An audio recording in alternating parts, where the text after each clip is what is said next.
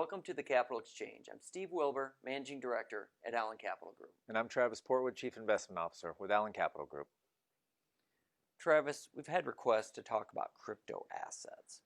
It's impossible to ignore because of the hype around this asset category. So let's talk about a few characteristics if we could. Well, the underlying value in crypto assets looks to be the decentralized nature of blockchain technology and its ability to transfer value between participants. What's unclear at the moment is how the owner of a crypto asset can benefit economically from blockchain technology. So for now, crypto assets represent more of a speculative asset where speculators purchase the assets in the hopes of selling it to a greater fool later at a higher price. Right. And it seems like the fear of missing out has really fueled the upward momentum in crypto prices lately.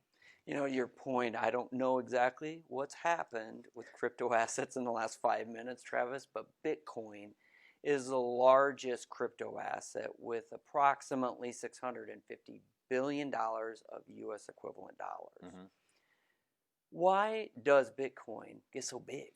Well, crypto assets are network effect systems. And what I mean by that is the larger they get, the more liquid it becomes. And then the more liquid it becomes, the more development surrounds it. So, and with more development, you get a more robust regulatory environment, which then will attract institutional support.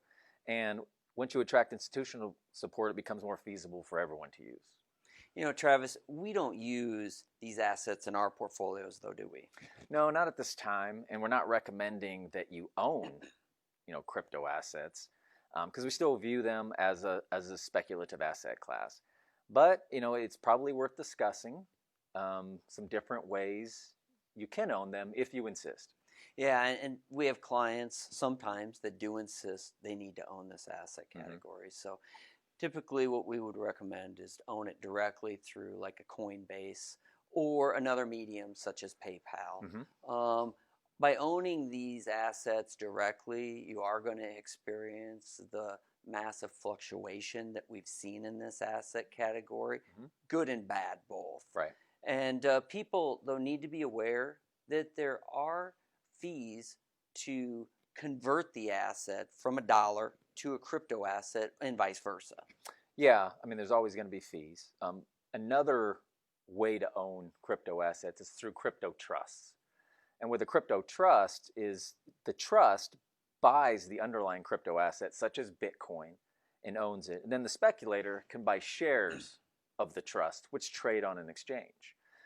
It's important to point out, though, that these shares can be expensive. The expense ratio on these trusts can be upwards of 2% or higher. So you're getting charged handsomely for this trust holding your crypto asset.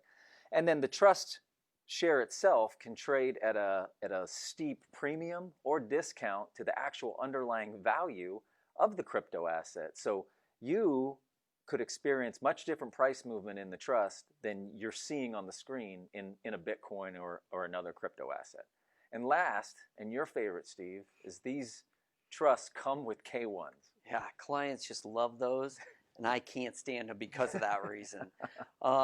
These crypto assets trade 24/7. So in the way I was speaking, where if you held it direct, you can see significant fluctuation in the asset prices, where if you own it through the trust overnight or through a weekend, this stuff still trades. And you could see a liquidity crisis in the type of trust that you're talking about. Yeah, if the market's closed and something happens to the crypto asset after hours, a steep price decline, you can't, execute a trade in these trust assets until the market opens the next day.